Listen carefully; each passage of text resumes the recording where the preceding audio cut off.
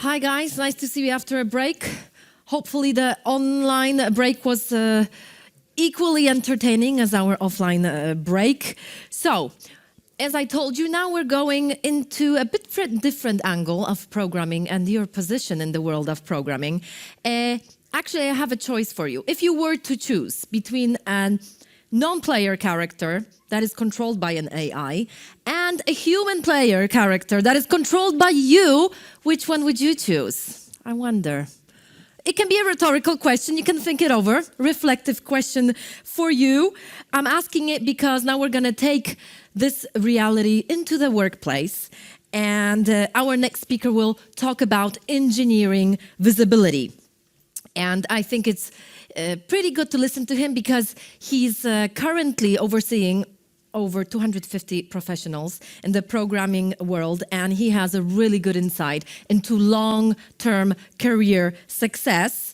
Half of his life he's been consulting clients over 10 countries, and the other half, his career is in gaming. So I'm sure he's gonna talk about engineering visibility in a very gameful approach. So give it up for site manager at Evolution Poland, Adam Grzywacz. On a bright Sunday morning, a young turkey was chatting to the bull. "Man, I would love to get to the top of the tree, but I don't think I have the power in me." The bull replied, "Man, why don't you start nibbling a bit on my dung? It's full of nutrition, I'm sure it's gonna help you." So the turkey, without any hesitation, started picking up at the dung's lump of dung. And actually, it gave him enough power to get to the first branch of the tree. He comes back the next day, eating a little bit more of the bull's dropping, and he manages to get to the second branch of the tree. And like this, branch by branch, day by day, dropping by dropping, the young turkey gets to the top of the tree. Now he's on the top, standing, full of swag, flexing, super proud of himself. A local hunter spots him. He takes out his shotgun, takes the young turkey on aim, shoots him down, straight dead. What's the moral of this story? The moral is that the bullshit might get you to the top, but it will not keep you there. This story is a perfect example of being visible for the wrong reasons. And it's on the completely opposite side of the spectrum of what we will be talking today, which is a positive engineering visibility. My name is Adam Grzywacz, and I'm a site manager for Evolution Poland, being responsible for engineering hub here in Warsaw.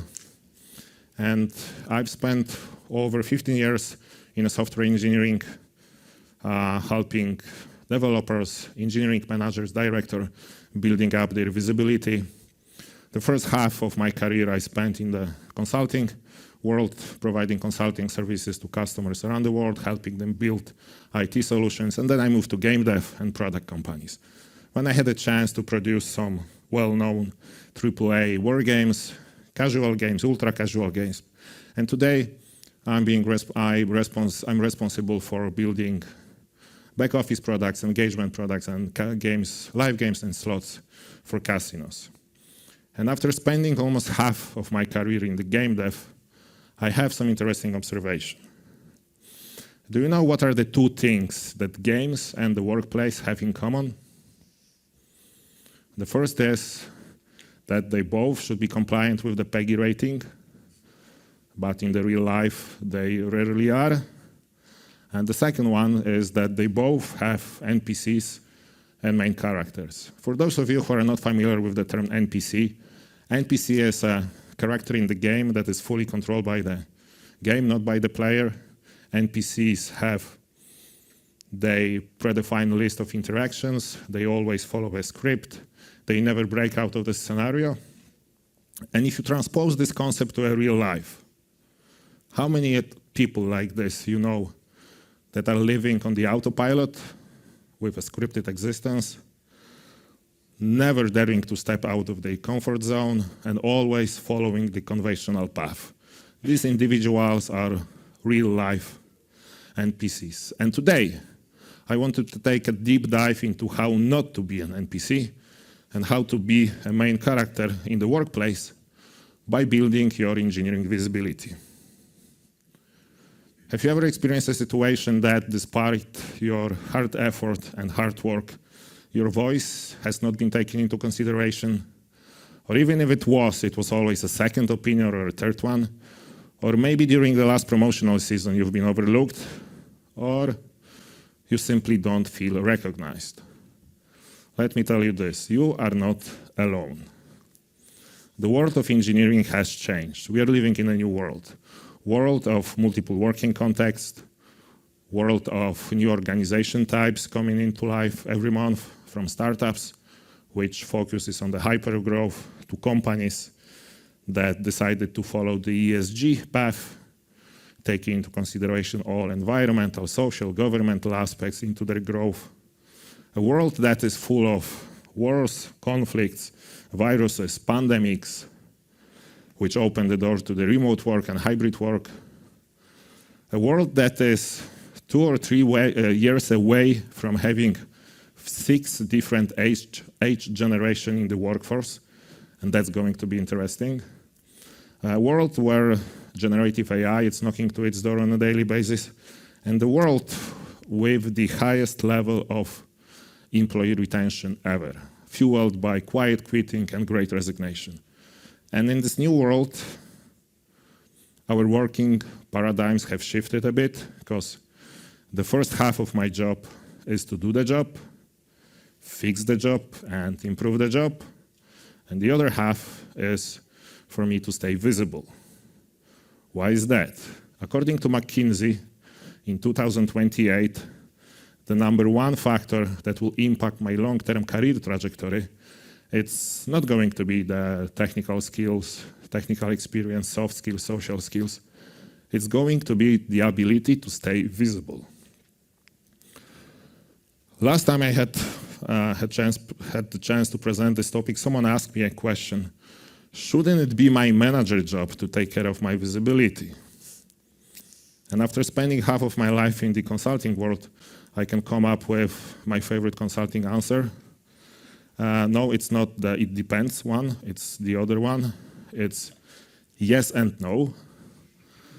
Yes, they should, but only if they care, only if they can, only if they know how to, and especially today, only if they are technical enough to understand the value that my code brings and impacts the general results of the business and the score. Like, speaking from my personal perspective, multiple years ago, I've made a conscious decision to step away from the IC path and enter the managerial/leadership path. So today, I don't feel confident calling myself a technical person anymore. So to understand the score, to understand the impact, to understand the value of my engineers, of course, I can initiate a 360 review and process the results. I can go over the Jira tickets with some partial understanding. I can still review the code. But I'm unable to compare the code to other code, to understand the impact of the code to the business results and to the score. Changing the perspective. Earlier this year, I had a chance to attend a teenagers' ice skating competition. And I positioned myself in the audience in a way that I was unable to see the judges' scorecards. So I ended up sitting for 3 hours, watching those young kids doing awesome jumps. But the problem is that I couldn't tell a difference between whether it was a double axel, triple two-loop, or quadruple Rydberger. So I was looking at them, and to understand the impact, the value, I was looking at other people's faces and I was trying to mimic their reactions. Yeah, that was a good jump. No, that was not a good jump. So today I know that being visible is not a popularity contest. It's all about being noticed, being acknowledged, being valued, being recognized. So throughout the last couple of years, I've started building a visibility framework. Today I wanted to present you with the engineering version of it. It contains actions, activities, behavioral patterns, attitudes that will help engineers to build up their visibility. The first level of that is the manager perspective. It involves all activities, actions that we should introduce in the cooperation with our manager to increase the visibility. It all starts with the personal connection. Why building the personal connection with my direct boss is important? For two reasons. The first one is that according to Gallup, the relationship with my manager lies within the 5 top most important relationships in my life, right after the relationship with my spouse, partner, kids, parents, immediate family, and close friends. It is the relationship with my boss that can impact both my professional life and private life, both negatively and positively. Is it worth it? I would say so. The second reason why I need this personal connection built honest, transparent, is to start building the alignment. And we all tend to forget that alignment is a two-way street. It's a two-sided coin. On one direction, there is all this information that I should retrieve from my manager, like the context they operate in, the environment they work in, the values they believe they follow, the goals they are being evaluated on, and the metrics that they focus on and they care about. Because especially today, as the engineer, I may end up working for a different type of manager. For example, if I work for a line manager, they will be mostly focused on people aspects of the delivery, like engagement, employee satisfaction index, retention. If I end up working for engineering manager, they will be mostly focused on technical aspects, looking at metrics are like deployment frequency, MTTR, time to review, or commits per day, or even stupid ones like the number of lines of code per day. It happens. I also had the experience working for the company where the product managers were running teams. It didn't work very well. They still operate like this, and the PMs were mostly focused on metrics like revenue, adoption rate, players, NPS, leaving all the human aspects and team aspects in the background. And what is, I would say, the most common type, the delivery manager, people who are mostly focused on the value delivered to the customer, and they are mostly focused on cycle time, lead time, story points, velocity. And only once I understand the general picture of it, understand where the company is going, what are the goals of my manager, I can lead to the situation of having the expectations aligned and values aligned. I remember the first time after I received my first managerial promotion, I was invited to a meeting called a roadmap planning. I was super excited, I was super hyped up, but I didn't really know what to expect, so I reached out to my manager and I asked her, okay, Monia, tell me, what is it that you expect from me? And she, like, with a huge surprise, she looks at me and she goes, Adam, I just need you to be on time. I was a bit demotivated, gassed, but today I know she was right, because back then I was the only one who was late on this meeting. She knew that. And the other direction of the alignment, which is my responsibility to provide the information to my managers, like my growth plan, the values that I believe, that I want to follow, my personal interests and my personal goals. Only once we have built this information alignment of goals and expectations, we can start discussing one of the most important aspects of visibility, which is the high visibility projects. Every company has them. Those are the projects that usually attract the highest attention of the senior leadership. They are a great platform to showcase your skills. They help us building recognition, awareness, engineering presence. They help us to stand out. Moving on to the next aspect, which is important from manager perspective, which is the status reporting. I divided it into three stages of different difficulty. The first one is the most standard. We all know, we all have been there. It's all about providing information about deadlines, risks, open points, problems. Some of them have to be communicated properly in advance for us to be perceived as long-term thinkers. In order to show our proactiveness, some of the information has to be pushed, some need to be pulled using the push-pull method. We need to know what is needed at the point of happening, what can wait, and if we want to show the visibility through the adherence to the process, which mostly means getting familiar with the project management tools that the company use, like Jira, Trello, Monday, Asana, ClickUp, and spending this 20 seconds at the end of each day to update the tickets, to update the status of our work. But that's the easiest one. The second level is this ability to communicate those things, expressing it with adequate level of importance and priority. So many times in my life happened that I participate in a status meeting and engineers or managers were reporting issues, but without putting the enough emphasis, without raising it with enough importance, and as a result, it was overlooked, the things went sideways, the project went down, only because someone was unable to express it with proper priority. And this ability to change or to shift the emphasis on more serious things is of critical importance. To prove it to you, I've selected a movie. I selected a movie that I'm sure that all of you know. And I'm pretty positive that all of you have seen that movie. And I've taken the story of that movie and I've changed the emphasis, putting in on some more serious things.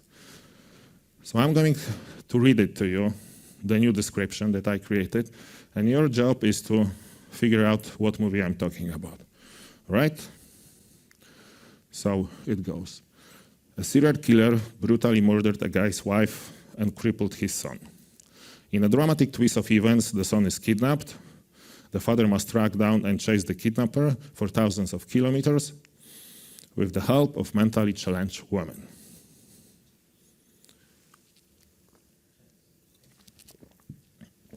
Give you some hints.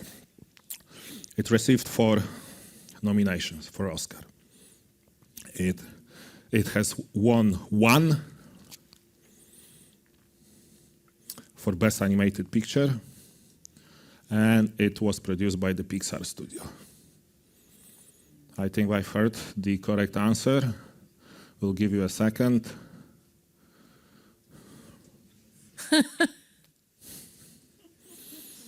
I hope I made my point. Moving on to the most difficult aspect of status reporting, which is basically showing that you have everything under control. Moving on to the next aspect, which is important from manager perspective.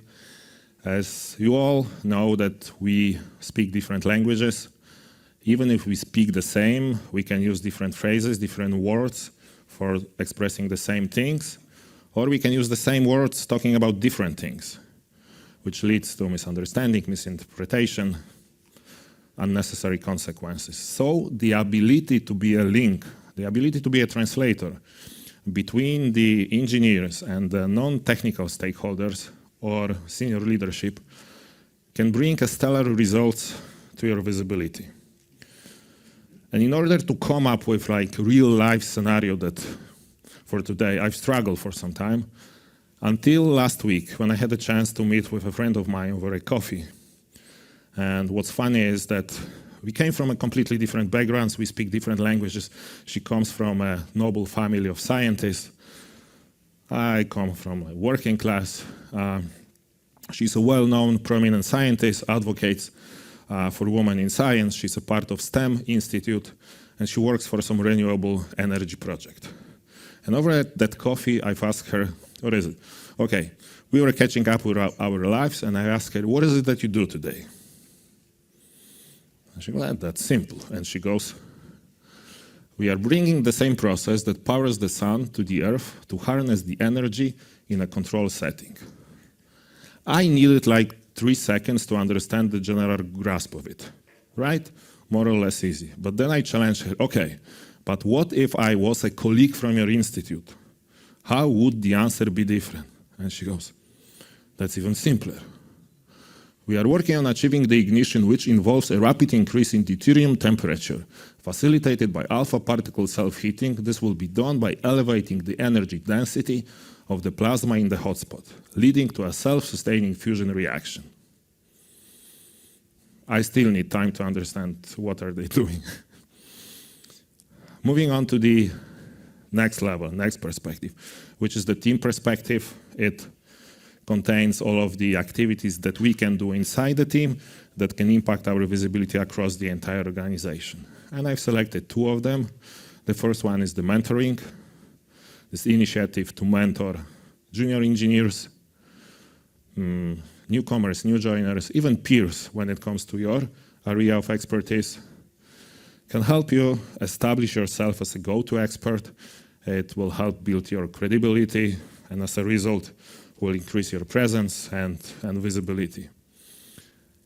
And what's worth mentioning is at the moment of mentoring, I never know how my mentee's career will look like in the future.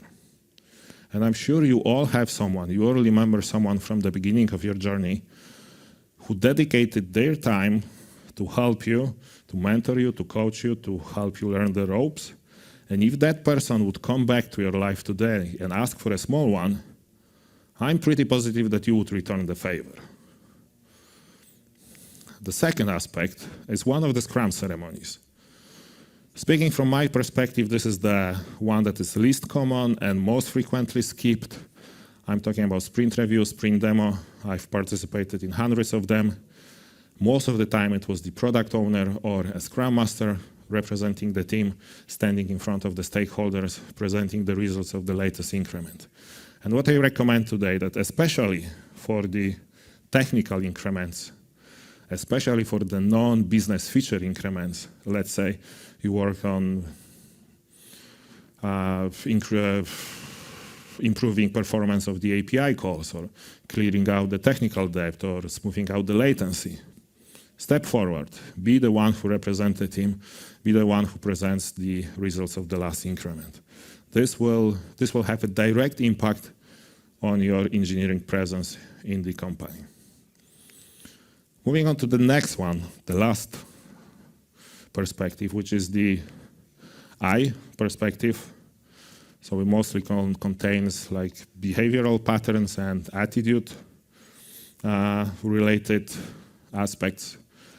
It starts with the personal attitude. Why the attitude matters? It matters because people usually need between 10 and 12 seconds to understand if they like me or not. And then I need weeks or months later on to change this initial impression. There is this famous quote that goes that people will forget what you said, people will forget what you did, but people will never forget how you made them feel.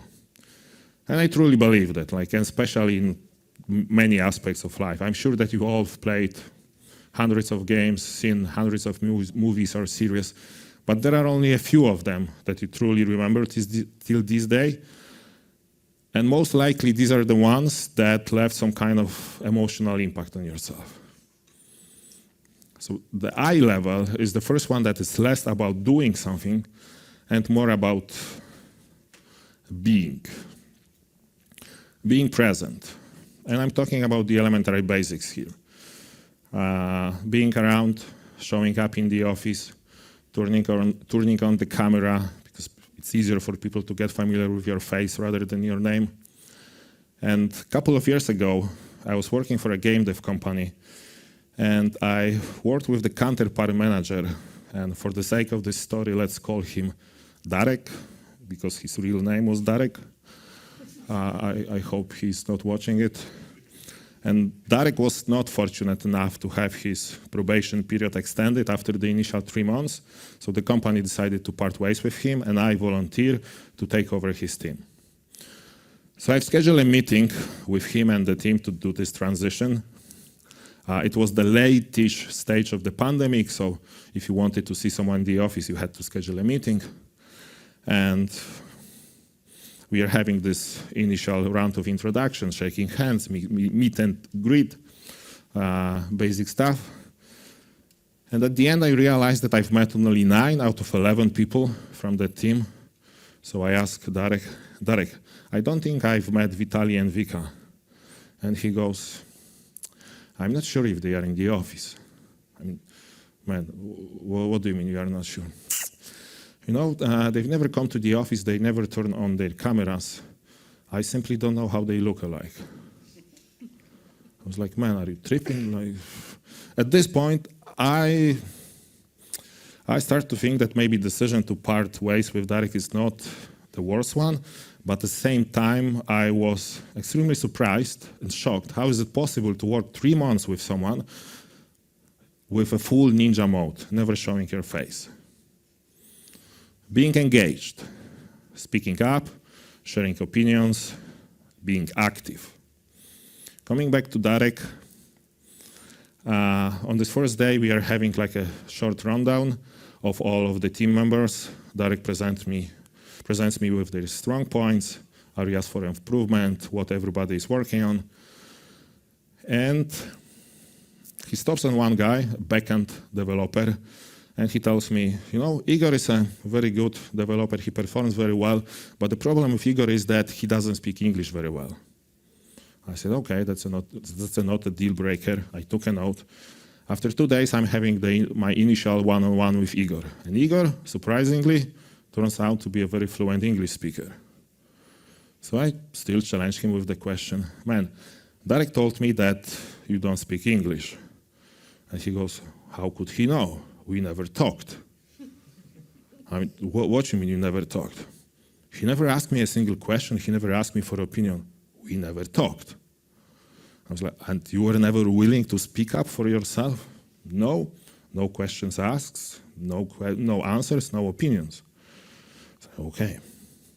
At this point, I knew that the decision to part ways with Darek is a good decision, but I also understood how hostile environment he ended up with.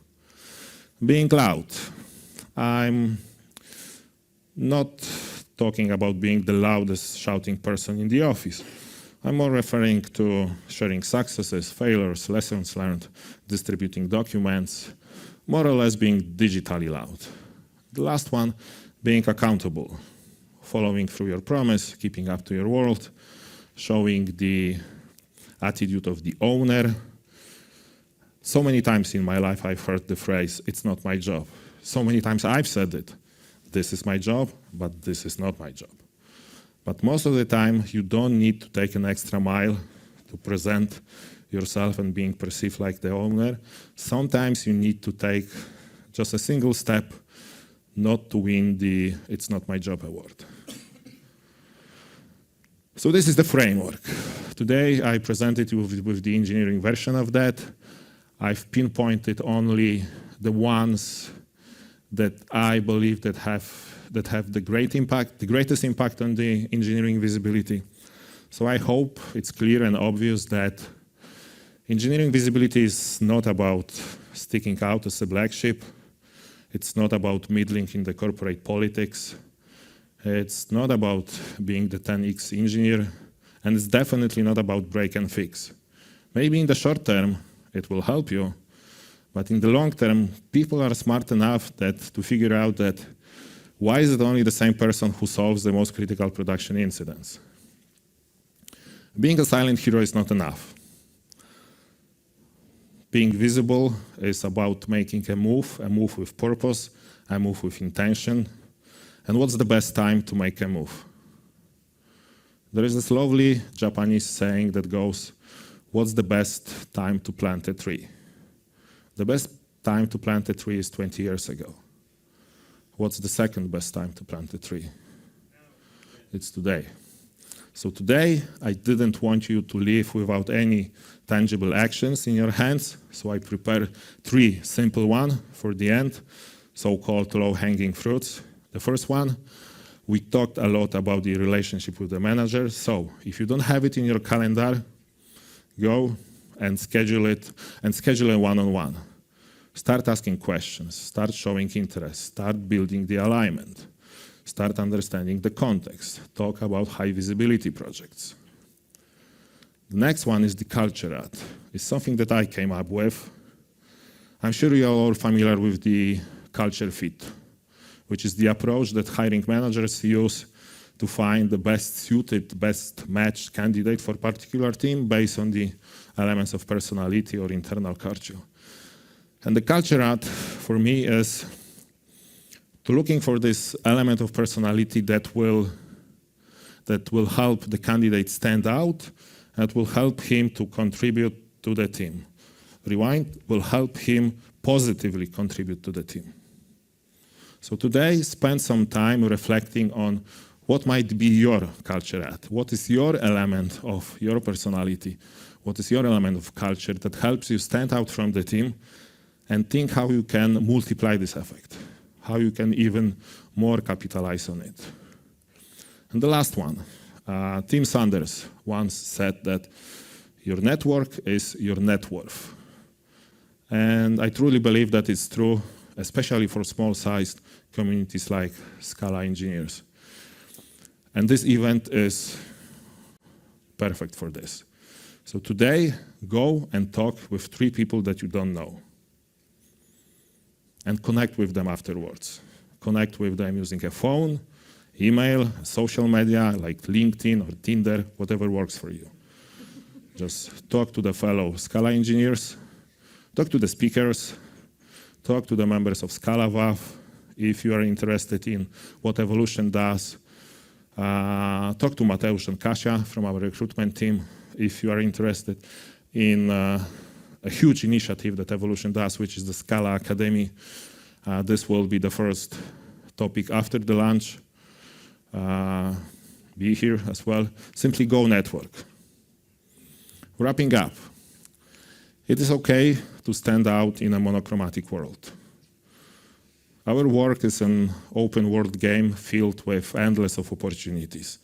You can choose to be an NPC, following a prescripted path, or you can step into the role of main character and start shaping your own destiny. Be among the 5% that dare to stay visible. The choice is yours. Will you be an NPC, or will you be a hero of your own story? Thank you. Thank you very much, Adam. I wanted to tell you, I know the quote about how you make people feel. It's Maya Angelou, one of my favorite Afro-American writers. Okay. Yeah, so that tapped in. We still have some time. I have a question this time, if it's okay for you guys. You talked about the advantages of being visible as an engineer, but there must be some disadvantages that you omitted. Of course, as everything in life, everything comes with the price. Everything comes with the cost. And the cost of increased visibility is increased responsibility. And because it's really difficult to fly under the radar and still being visible. Does that need extra time? That extra responsibility? Because I think this is also what people are afraid of, right? Some people are afraid of it, so some people are willing to take more responsibility. So it's at the same point, it's like advantage or disadvantages, and a disadvantage. So I think this is the only cost. This is the only price. All right. But I guess more responsibility, the higher position you get in the hierarchy. Most likely. Of course, most likely. One more thing, because as half of your career said you spent in gaming, and there were elements of gaming here as well. Do you have any favorite gaming character, and why? Whoa. If it's connected to maybe, I don't know, visibility? Or... I do, yes. I may say that my favorite... I always love to play bad guys. Like playing the good guys, it wasn't like for me. So I always prefer playing the antagonist rather than protagonist. And I think that the most memorable villain that I've played is one of the most cruel, sadistic, psychopathic, Hearthstone terrorist mastermind from Call of Duty, which is the Vladimir Makarov. It was the first time in the gaming history that we as players could step into the role of a real terrorist. So I would say, yeah, Mr. Makarov. Okay, did you learn something from that you used in your career? No, it was only for fun. Only for fun. Only for fun. Okay, thanks a lot.